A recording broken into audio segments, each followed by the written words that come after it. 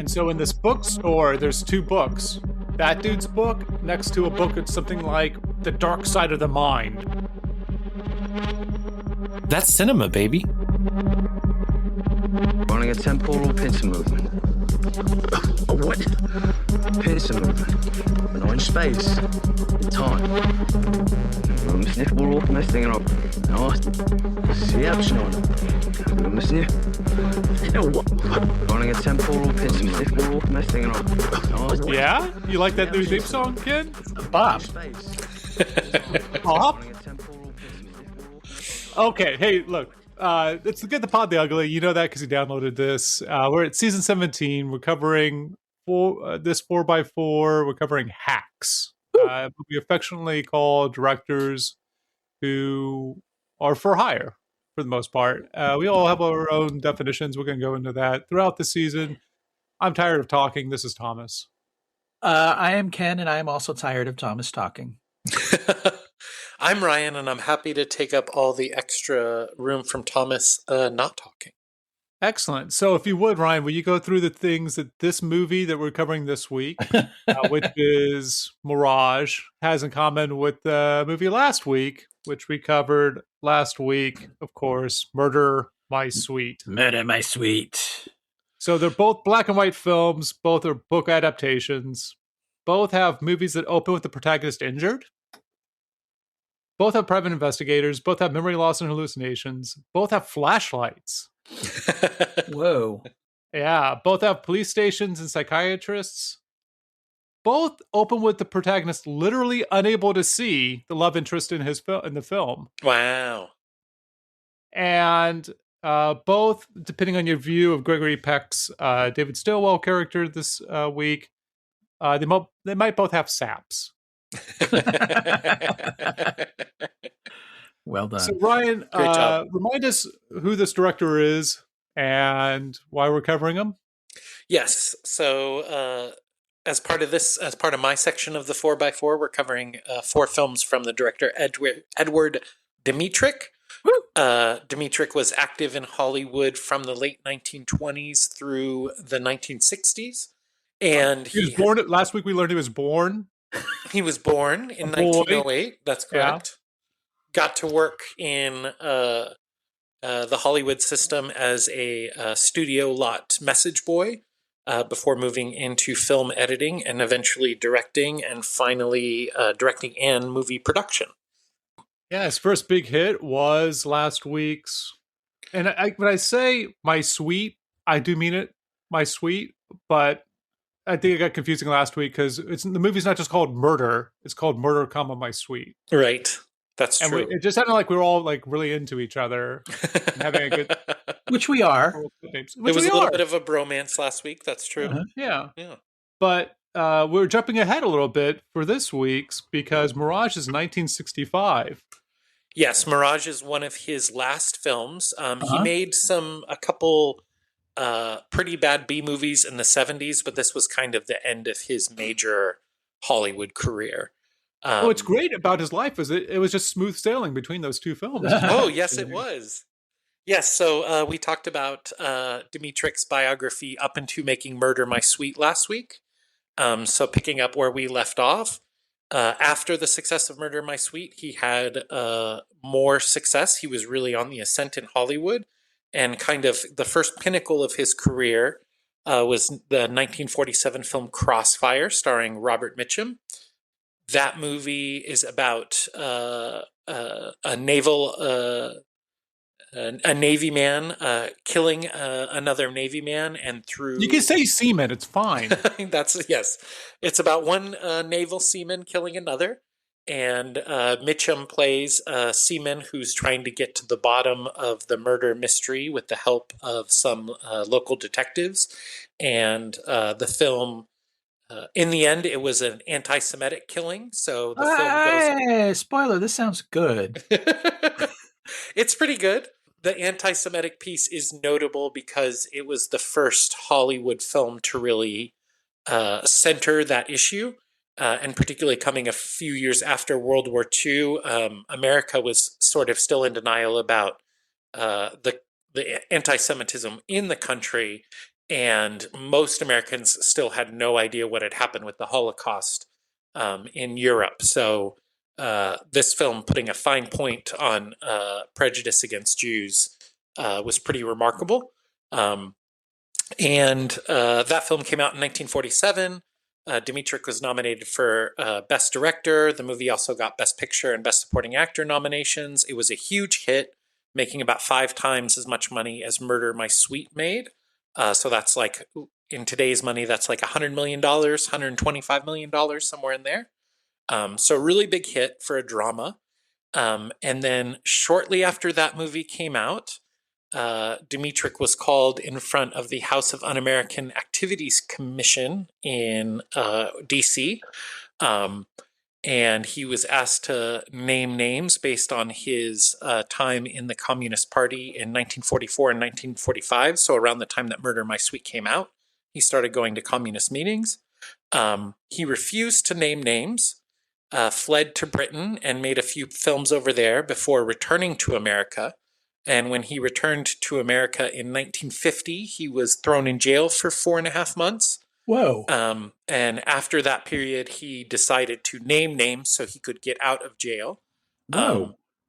So he named, I think, 40 people, many of whom went to jail themselves for a time, and most of whom never got to work in Hollywood again.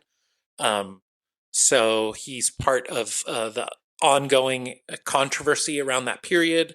Did Dmytryk and Kazan and filmmakers like that make the right decision, saving themselves from prison and getting to go back to work, or should they have stayed in prison and held their tongue on other communist members? For his part, Dmytryk cited the Alger Hest scandal as the reason for leaving the Communist Party and his change of heart about naming other Hollywood communists. So after that event, he makes films like the ones we'll be talking about next week, The Caine Mutiny and Warlock. Those are some mid to late 50s hits that he had. And then about a decade later in 1965, he makes Mirage, co-producing with star Gregory Peck.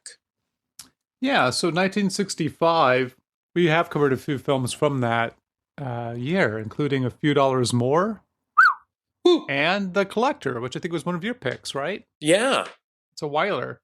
Yeah. Similar late period hack film.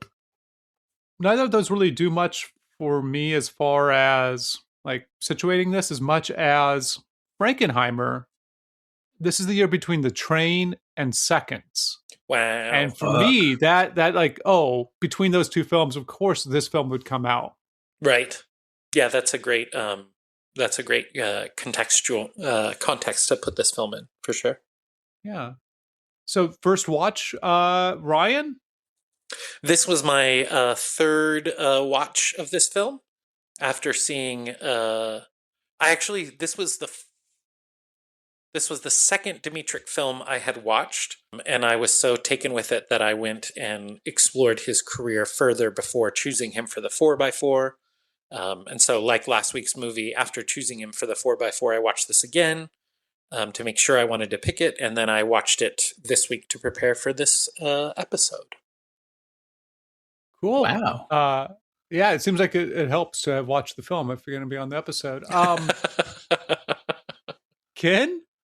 Oh, funny you should say that, Thomas. Uh-huh. After 6 years watching every film of every episode I've been on, probably due to last week watching all the supplementary stuff for the Marlowe movie, I was not able to watch this. I didn't get to it. Wow. Yeah, last night I put on the Gay Falcon adaptation.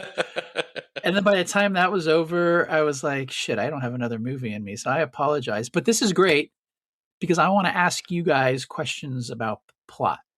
Well, I was hoping you'd do the plot synopsis. So this might be an even better episode. Okay. This is my first viewing. Okay. Yeah. So Ryan, you're going to be the one answering my plot questions because I was really interested in this movie, particularly the Mad Men connections that you sent us. So I might still watch it.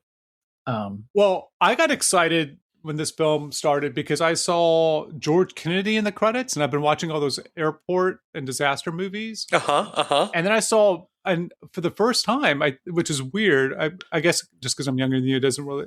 Maybe it's not as weird. I watched the Bad News Bears for the first time. The old one, not the new one. The old one. You had never seen the Bad News Bears before? I had never seen the Bad News Bears. It's so fucking good, isn't it? Well, it is pretty good. I was also watching with my nieces who were 11 and 9. I'm sorry, no, 10 and 12 now. Kind of like how you have to drive. No, that's not how you drive. That's 10 and 2. Anyhow, and they were a little young for it feels. Did y'all have beers at the end? We did, yeah. And just like in you the taught movie. him how to make more swears. But yeah, so Mathal was in this film, and I guess they had just been in Charade together, and hey, for my disaster 70s movies, they're going to be in Earthquake together in 1974. Wow. So I was excited to see that, and then I was super excited because I didn't realize he was making music back then for movies. Quincy Jones. Yes. 32 years old when he scored this film. Oh, so really old. Well, Ray Charles discovered him when he was a teenager. So Jones was kind of a child prodigy when it came to blues and jazz.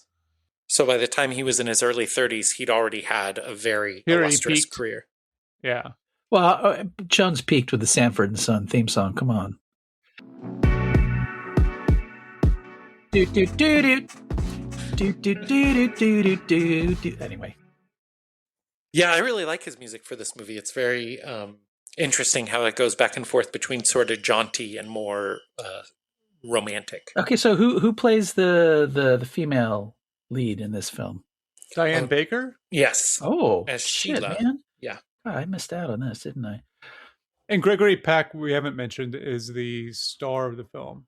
Okay, so Ryan, Gregory Peck's character, what's his name and what does he do when the story starts? What's his job?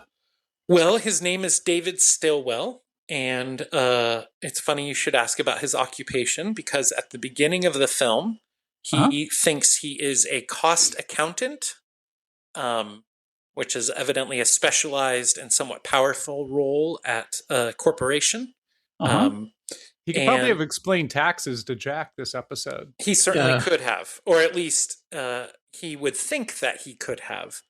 So the movie... We're going to be spoiling this film, just by the way. That's fine. There is a twist in this film. Yeah. Yeah, it's fine. It's fine. All right, so he's a cost accountant. He thinks he is. Yes. So when we meet him, where is he? Is he like at his desk? He is in the dark. He is in the dark in his office. And he's leaving room 2703. Okay. Why is 2703 important? I don't know. You remembered it. Because I went back and watched portions of this film for reasons of plot that we're going to talk about probably when we get to reactions. Yeah. Okay. So there is a blackout in Stillwell's office building. As Thomas points out, he works on the 27th floor. He comes out of what is probably his office and gets accosted by a couple young secretaries who ask him to go into the conference room and play a game of Braille. Braille party. Yes, which is some kind of orgy game, or at least a very handsy game. It's like 2 minutes in, I'm like, holy shit, this is Mad Men. In any case, he declines to join the orgy party and instead decides he's going to walk down 27 flights of stairs to get to the bottom and leave the building. On the stairwell, he meets Sheila, and played by Diane Baker. Yes, correct. Okay. And she recognizes him, but he does not recognize her. Well, they recognize each other's voice. Well, she recognizes his voice, right? She first recognizes. Dark. Yes, it's dark, and he's shining a flashlight in her eyes, so she can't see him. But she recognizes his voice and calls out to him.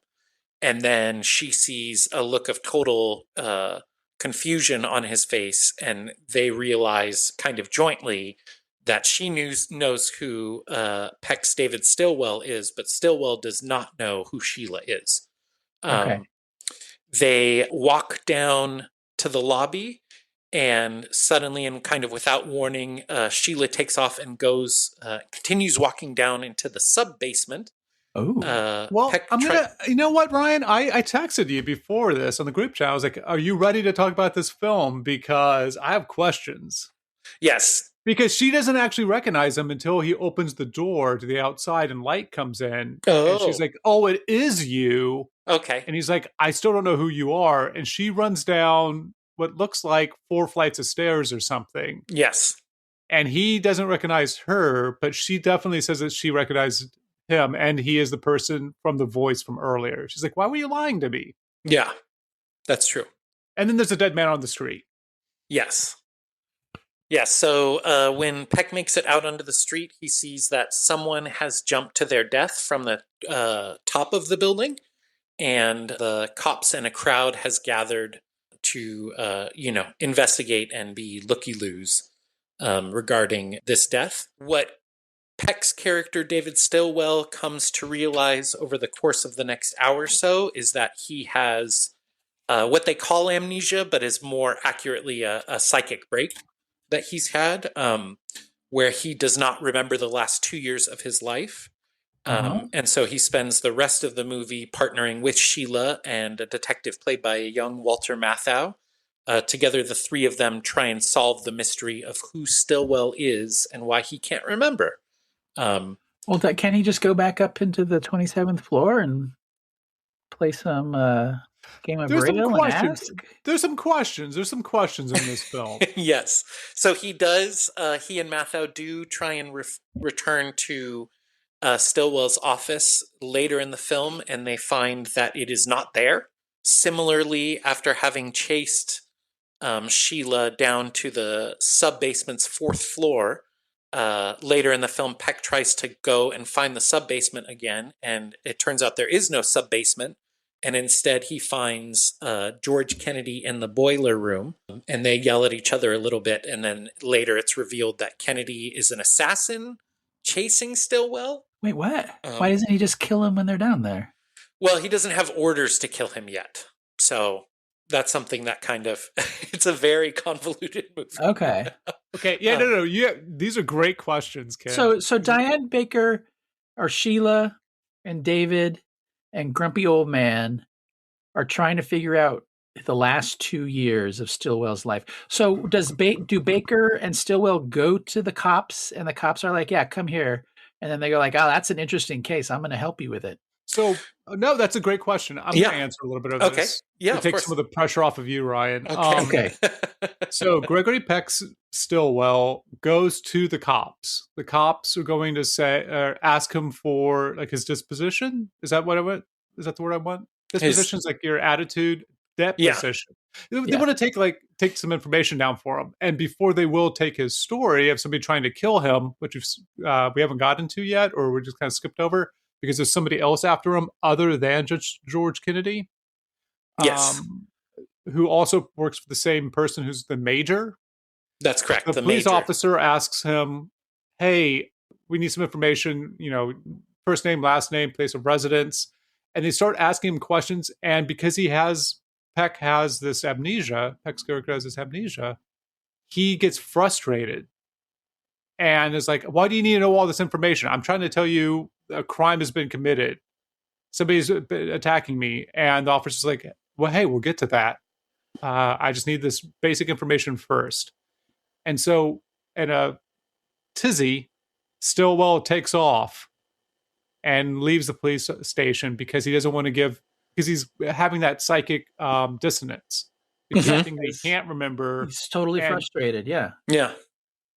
And so, because he has a psychic block and he doesn't want to unremember it or can't unremember it, he is frustrated and leaves. And I think that's the time that he meets somebody wearing glasses the entire time she's on screen. Fuck. Working at a bookstore. Yeah. And working in a bookstore? Man. Yeah. She is easy on the eyes, and so are her glasses. Who is a super hottie?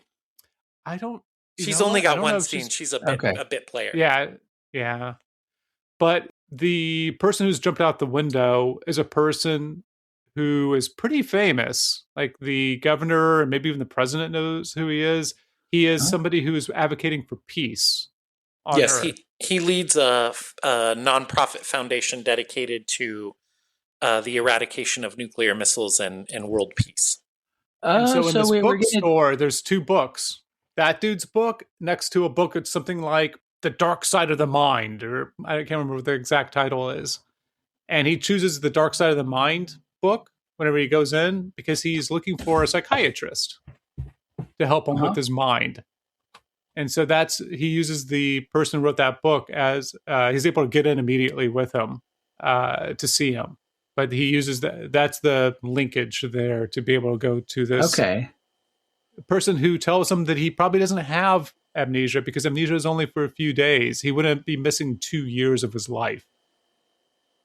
Yes, and then he visits with that psychiatrist a couple times over the course of the film.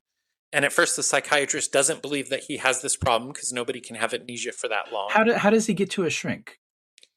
The guy wrote the book that he buys. Oh, okay. So what he does is he uses the back of the book for one of the reviews of the book. Like, hey, I recommend this by another psychiatrist. And he says that that's the person who recommended him. And the psychiatrist immediately lets him in. And he's like, hey, that dude's been dead for 3 years. I don't think he recommended you. What's really going on? Yes. So he thinks, the psychiatrist, the first visit, thinks that Stillwell's character is trying to get an insanity plea because he's done something bad. And so he's calling bullshit on it.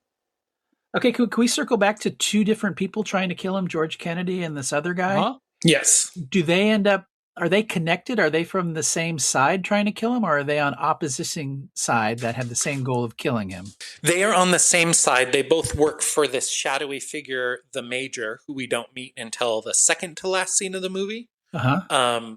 And what we know is that Kennedy and the other assassin are both tasked with getting Stillwell, or at least some important papers, some important work product that Stillwell has, to Barbados to give to the Major.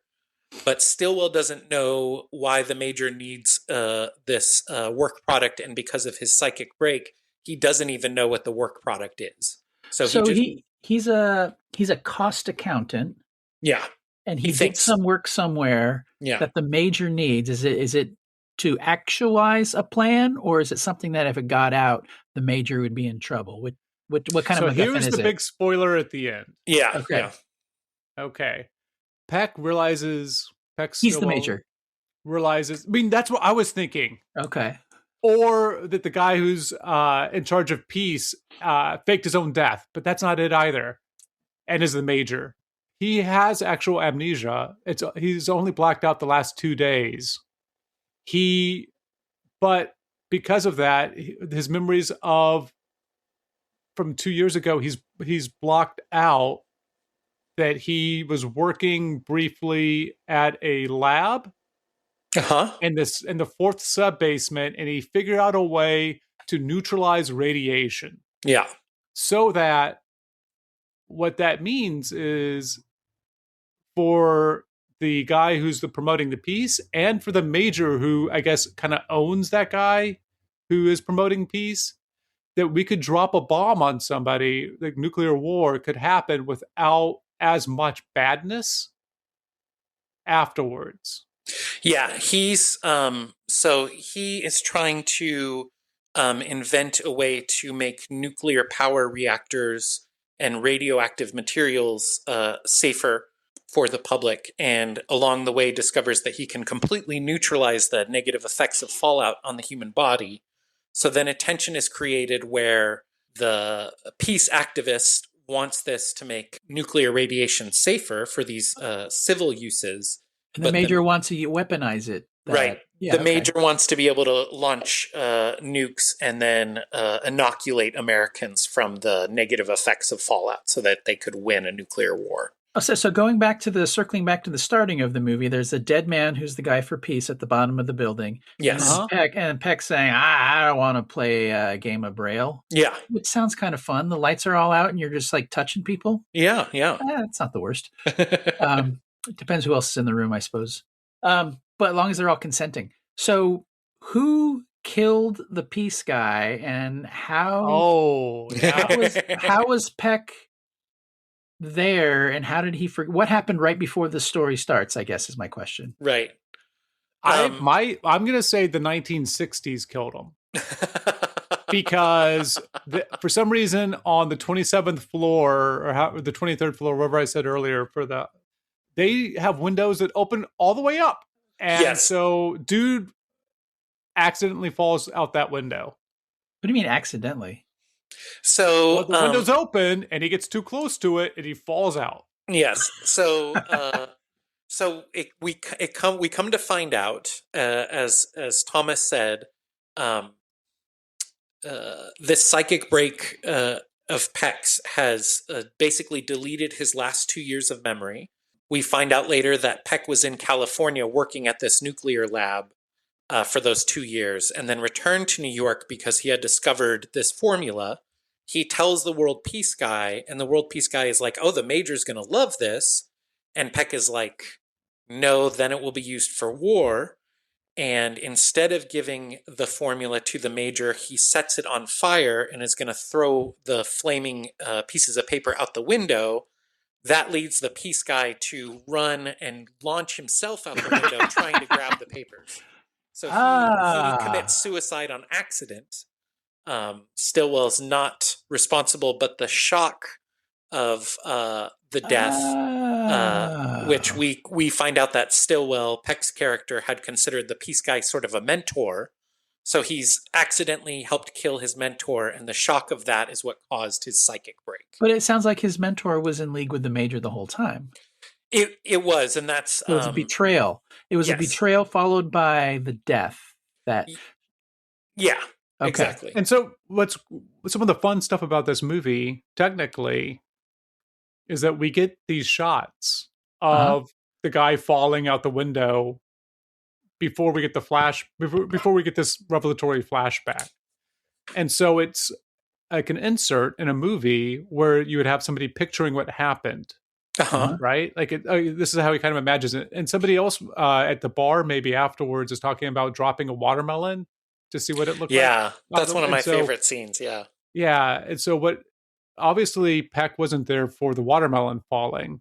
And so those two things put together makes it look like, oh, he's imagining seeing this guy falling out the window, which is a little bit like the RoboCop ending where the guy falls out the window. Yeah, very much overhead.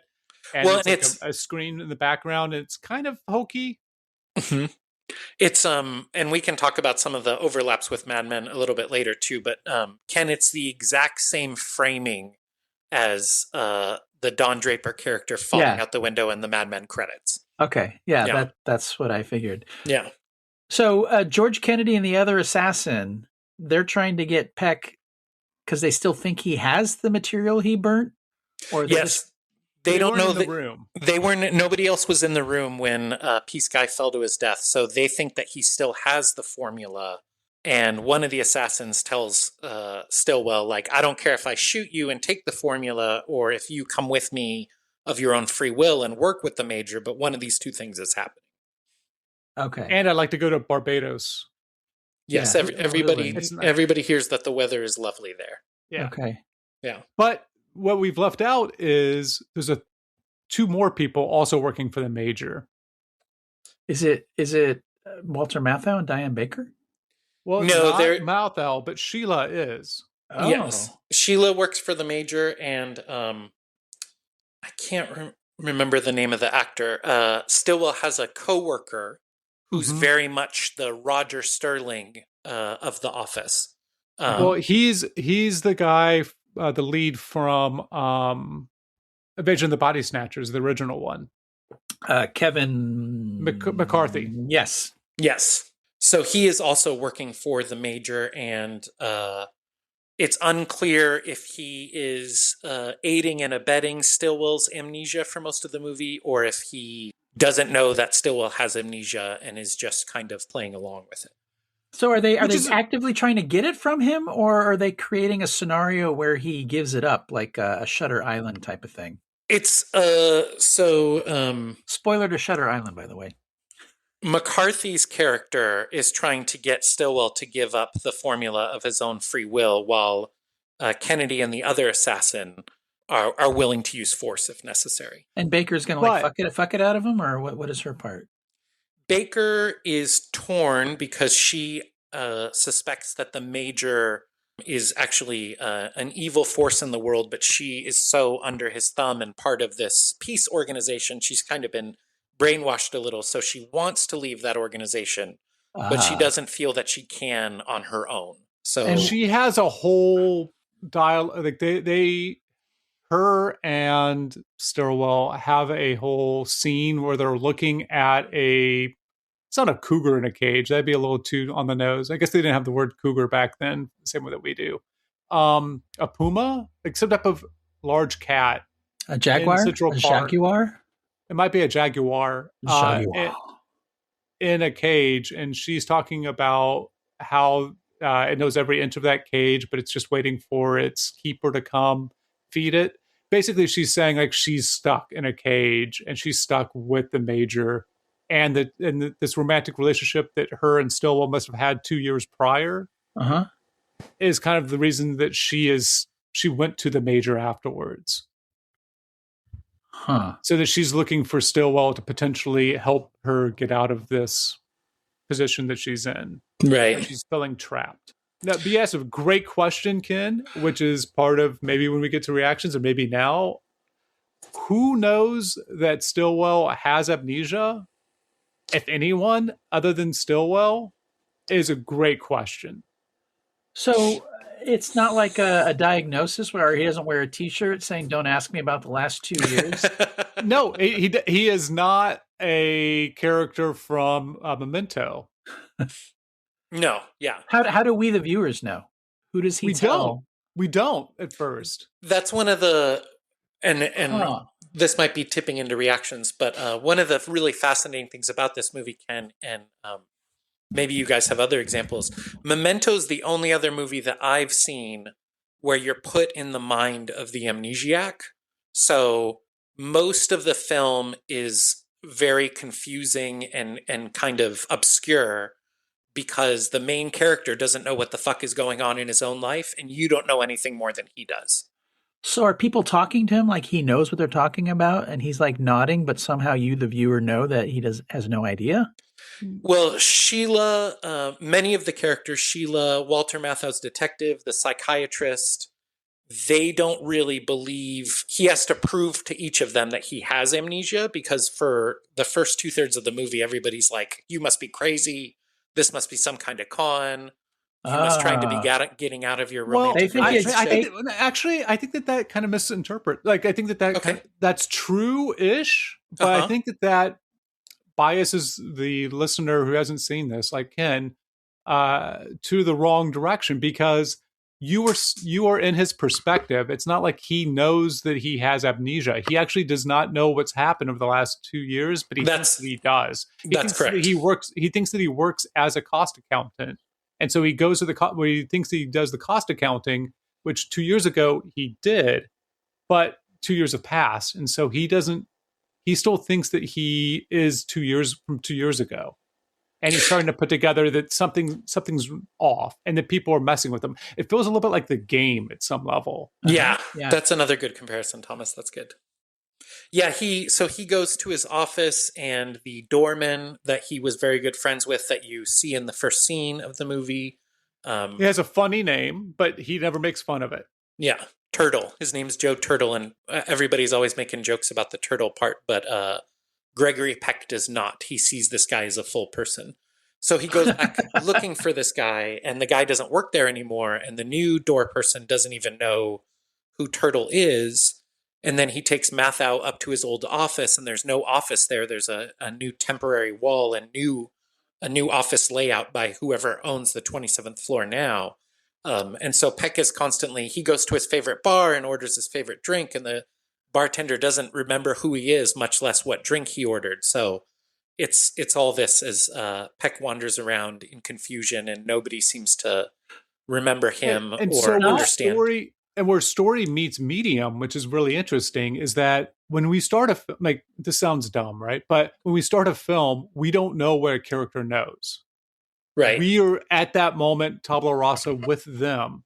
And in this movie, that is Peck. Like, Peck does not know what's gone on in the past 2 years, much less the past 20 minutes. Right. And so the movie, we are with him for a large portion of it until we start to realize that, oh, there is something. We don't know if people are gaslighting him or what's going on, because he is our point of view character.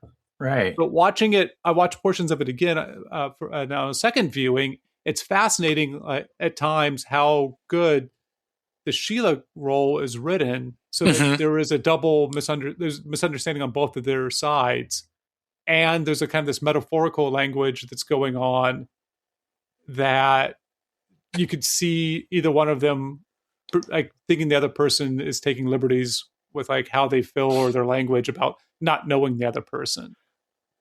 So the ending, is there, you say that the second to last scene has the major. So does he eventually go to Barbados, or does Barbados come to him? What's the final confrontation? Yeah, What's the right. final conclusion? Why is Barbados even a plot point? I have no fucking idea. Yeah, I mean, so to answer your question, Ken, the major comes back to New York from Barbados. With a tan. Yes.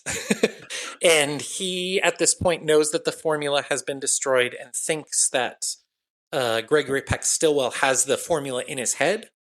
So he's trying to get Stillwell to give him the formula. George Kennedy has come to hate Stillwell over the course of the movie, so he just wants to shoot him on sight. There's a struggle, and Sheila eventually, at the end, the film culminates with Sheila shooting the major and thereby freeing herself of this controlling relationship and saving Stillwell's life. But and then even more important than that, at some level, I guess, from like a moral or like a larger, like what this movie's also about at some level, is that Kevin McCarthy's character has the gun at some point when the major and Stillwell and Sheila are in a room, and Peck is smart enough to let him know what the play is, where he's like, hey, look, if you let the major call somebody, he's going to be able to kill you later. Mm-hmm. You can't let him call the cops. You can't let him like out of here. You need to stop things right now. And so the Kevin McCarthy character, who isn't an assassin, who was a coworker of Stillwell's, has to make a moral choice on what to do, not having all the information, but being given like a logical play of like, hey, if you do A, you're dead. If you do B and help me out, like you'll live. But he has to have faith in like the logic of what's going on in the situation and to do something as opposed to be passive. Okay. To be active. Right. Which is it's a fascinating like moment at the end of the movie, because this movie is also about nuclear proliferation. Right. And one of the things that I find really provocative about the movie, and another thing that's very reminiscent of Mad Men, Ken, is that the dialogue between the characters, unlike other noirs, isn't like exposition and witty cracks to move the plot along. Everybody talks to Stillwell about the increasing loss of humanity in the modern era. So how Sheila has this great line early in the movie when they're walking down the stairways in the dark, and Peck makes reference to, a romantic scene. And Sheila's character says, I've never understood why people will do things in the dark that they won't do in the light of day. Like, why would you can commit murder and do violence and robberies and these sort of things in the light of day, but people need to make love at night. That doesn't make any sense. Like, why do we do it that way? Like Game of Braille. Yes, exactly. And when he first meets the assassin who's not George Kennedy. Lester, yeah. Yes. When he first meets Lester, the assassin, Lester takes a gun out and pushes Peck into Peck's apartment. And then he turns on the TV and watches some wrestling and says, they say wrestling's fake, but I like that you can tell the good people from the bad people. You can't do that in the real world anymore. And you can't even do that with in Westerns. Yeah, you can't even do that with Western movies anymore. So wrestling is the only place left where you can tell the good people from the bad. And then there's talk about automation, and how automation on the elevator. Yeah. How elevators were better when they had a human attendant. And he talks with Lester about that. And then the scenes with George Kennedy are very reminiscent of the scenes where Don Draper's having a meltdown over the computer being introduced into the Mad Men office. And Kennedy's character is very reminiscent of the computer technician that Don Draper exchanges some yelling philosophy with throughout the course of that show. Huh. So yeah, it's like between the amnesia and these weird conversations that everybody keeps having with Stillwell, it's like all of the typical subtext of noir is breaking into the text. And so to Thomas's point about the convolution of the story and to your like confusion over how all this fits together, that is very intentional. Like everybody in the world is unmoored like this Stillwell character is. And to the very loaded, symbolism of his name, the world is sick and crazy, but he is still well. And he just doesn't understand how he fits in the world anymore. Is kind of the undertone, in my opinion. Okay. Yeah. Sounds great. Reactions, I guess. Yeah, what did you think, Thomas? I liked it. I liked it better than last week's. I think it's pretty strong. It does have, like I said, it kind of fits between the train and it's not masks, it's not faces. Seconds. Thank you. Where if there was a big science fiction element to it, I wouldn't be too surprised at some level as they're going along with the film. I don't understand portions of the film just from a plot logical standpoint, like why Kennedy was, like why the building lost power, why Kennedy was down in the power room later, like after the lights came back up. Did the major turn off the power? Why did the major go to Barbados if he's trying to get the formula from Stillwell? Who knows that he has, like, does anyone know that he has amnesia? What? There's a moment where he goes to his fridge, Stillwell, after he's beaten up Lester. So there's a great moment where there's some amazing film in here, right? Where there's like a jump in time and it's done by the television being on a different program from the wrestling. And you find that Stillwell has been asleep for a while. Stillwell and Lester fight while the wrestling's going on, so the wrestling can sub in for the fight. Like there's some amazing visual and editing elements to this. But after that fight, Stillwell goes and he looks in his fridge and it's empty, and he puts Lester's gun and maybe his hat in like a closet. And then when he hires Mathau as a private detective, who's amazing in this film. Yeah. Mathau comes in because Mathau is not a very successful private eye. In fact, this might be his first case. Yes, it is. He's ever had. At least he says that. So I'm assuming that it is the case. The Mathau goes to the fridge and to get something, and I think Stillwell is like, "Hey, wait, there's nothing in there." But he opens it up and it's fully stocked. So either that's amnesia overriding what he's seeing for whatever reason, or bad guys came in and filled it up. But the gun's also missing. So there's these questions which seem important to me as a viewer of like what's actually real, that I think the film doesn't care as much about. And that's why I can't give it even a greater it doesn't all fit together like Primer. I understand getting to the end of Primer and be like, oh wait, how did all that work together? But it's consistent and it works.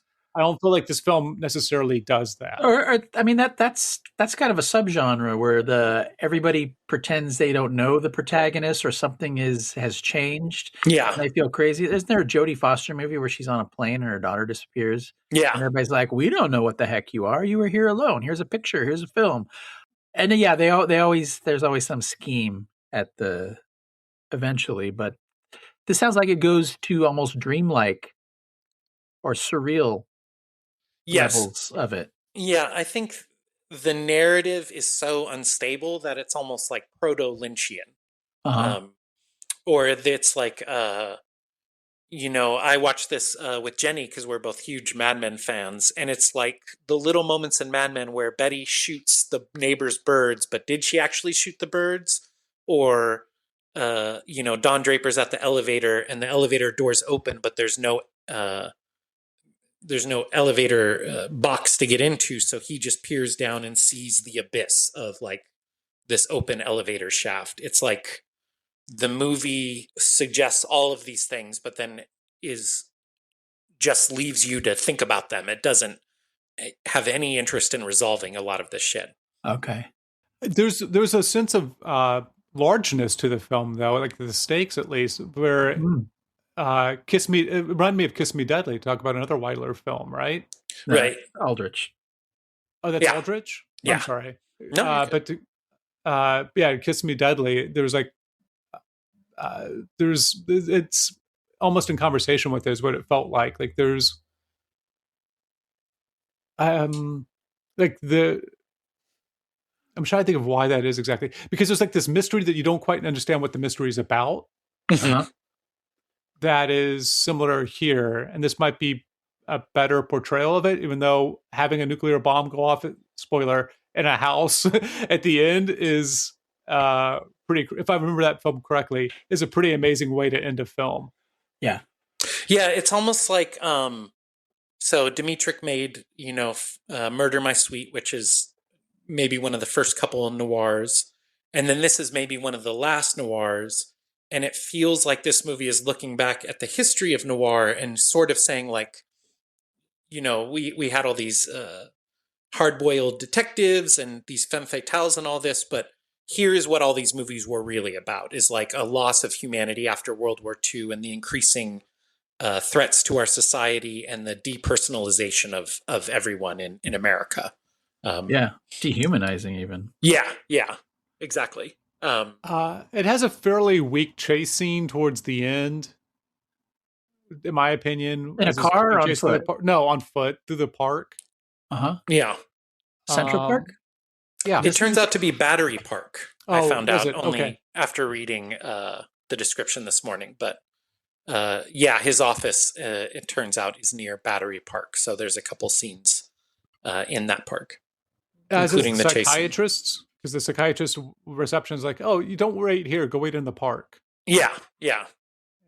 But there's an amazing, at the very end, cut that happens between the action that's in the major's office, and all of a sudden the police are there, and you just cut in time from them calling the police and having them show up.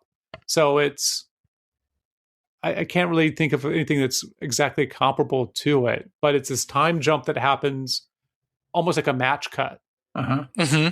Where like you're in one direction, then you move. You have an edit, a cut that looks very natural to a reaction, but it's the cops are suddenly there, and it's we don't need all that other filler stuff, right? This is the end of the movie, and there's some really smart things throughout it as far as editing that are very similar to that, including the him going to sleep on the couch mentioned earlier with the television. Yeah, of the Dmytryk films I've seen thus far, this is the only one where you find out he was an editor before he was a director, and you're like, oh, that really makes sense, because there is so many crazy edits in this movie that kind of fill out the visual stylings. So the book this is based on, written by Howard Melvin Fast, he was somebody who was jailed for not testifying to HUAC. Which is interesting. He wrote it as a pseudonym, Walter Erickson, as one had to do back then. That's an interesting combo. Dmytryk doing a movie based on a book by somebody who went to jail for not testifying. Well, it sounds like Dmytryk did go to jail for a little while. Okay. For not testifying. He was in jail for 4.5 months before agreeing to testify. Wow. And there was no, I'm certainly more sympathetic with the people who were blacklisted and lost their lives or livelihoods due to that. But when Dmytryk turned, there wasn't a plea deal on, he could be in jail indefinitely. There was, he was being held in contempt of Congress. And so it's not like there's a timeline where you only have to serve a year, 2 years, whatever. It's like Congress will keep you in jail until they decide that you don't need to be there anymore.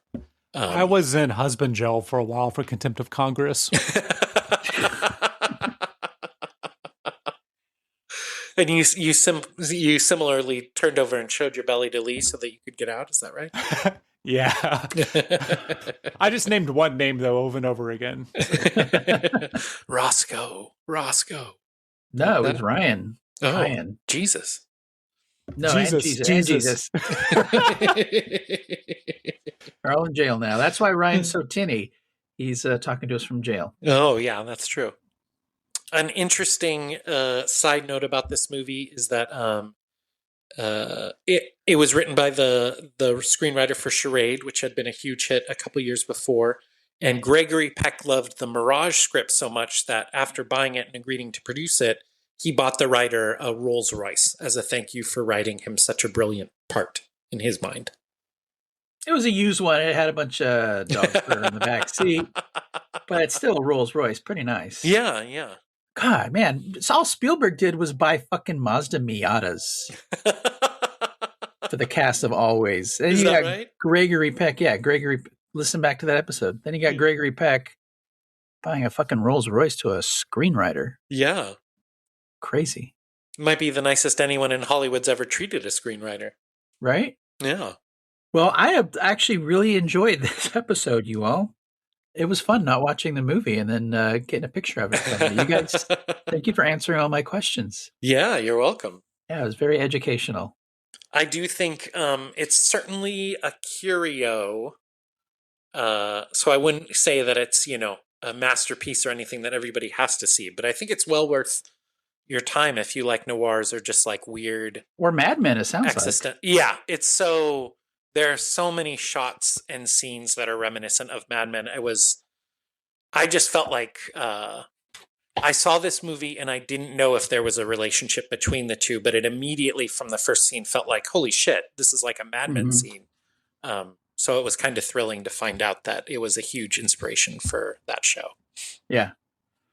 I actually got the 2-volume Glory in the Dream by William Manchester because I heard the section on the 60s and 70s was hugely influential to Matthew Weiner. Oh, wow. And the writer's room, they actually all read it. Oh, well, they said they read it. I don't know. Yeah, yeah. Back then, writers for TV actually read books. It's a little different now. Yeah. Anyway, very influential show. I'm very intrigued by this movie. Particularly the scene with this woman with the glasses you spoke of, Thomas. Yeah. What's the timestamp on that? That's behind the paywall, Ken. God damn it. Yeah. There is another interesting aside about the Mad Men stuff. So throughout Mad Men, there are different movies and books that are referenced like in the story. And then if you go and watch those movies or think about them, you can see like a tenuous relationship between the plots and themes of Mad Men and these original works like Planet of the Apes and 2001, etc. But Weiner all but admits like that he didn't put any references to Mirage in Mad Men because he was worried if people saw it, they would realize how much he stole. So it wasn't until the show ended that he felt comfortable talking about the relationship between the two works. Awesome. I'm going to go visit with one of you, and that what I want to happen is for one of you to jump out of a window. I forget that I heard anything about this movie, but then I want to go watch it clean. Yeah. I know one of you has to sacrifice yourself, but it's for the greater good. Because by the end of the movie, you'll remember who jumped out of the window and why. So that's right. You'll have all the pieces. Thank you for that new theme song too, by the way. Yeah. You're welcome. It was a banger. It's a banger. What's the next pairing, and what are we watching next week? Which I will definitely watch. It's the Kane Mutiny, right? Yes, next week we are watching Humphrey Bogart in The Kane Mutiny, which led to Dmytryk's only nomination for Best Picture. And then like an Arthurian fantasy movie, right? And then we are watching the quizzically titled Warlock, which is actually a Henry Fonda, Anthony Quinn Western. What? Oh. Fuck. It's not that And it's not that I dude forgot- with the Okay. I forgot it's also got my hero Richard Widmark in there. Oh, I love Widmark. Yeah, he's my favorite. Damn it. I watched all 3 Warlock movies, but I think that they're the wrong ones. Yeah, no Julian Sands in this one. Oh. Although Damn they it. should have made a Warlock sequel where he goes back in time to the Old West. That would have been a good one. Ooh. Yeah, he could have interacted with the characters in the movie we're going to be watching in 2 weeks. Yep. All right, get that AI on that. Get a generative AI to make a... Yeah. I'll seize the means of production over at Sora and make Warlock v. Warlock. Okay. Yeah. Sounds good. Also, fuck AI. But not weird AI. No, weird No, AI. those guys are the shit. Yeah. Fuck yeah. Well, I wish I had a way of wrapping this up, but wait, Ryan, you're on the podcast? That's weird because, okay, well, thank you for guesting this week. Yeah. Jack, our normal host, will be back in 2 weeks. We're doing Meryl Streep right now. What? Isn't I'm Jack so in confused. France? Oh no! Did you have amnesia from the past 2 years, Thomas? I don't feel like I had amnesia. I'm still a Who's forensics accountant, aren't I? Who's president? Well, of course, Sleepy Joe. Oh Wow. You can tell him the truth, Ken. What but are that's what are liable to gas cause a prices? What are psychic gas break. prices? Oh, I mean, Reasonable? like they normally are like under $3 a gallon. Oh! Don't go outside. Don't look at your phone. Oh. Now Your flip Ken's having phone. a psychic break. Are we just going to end it with me having a psychic break? That's it? Thanks for coming. Bye, guys. Running a temporal piston, temporal messing on temporal. See how piston in space. Time. Running a temporal piston, temporal messing on temporal. See how piston in space. Time. Running a temporal piston, temporal messing on temporal. See how piston in space. Time. Running a temporal piston, temporal messing on temporal. See how piston in space. Time. Sniff all off messing up. See how piston sniff.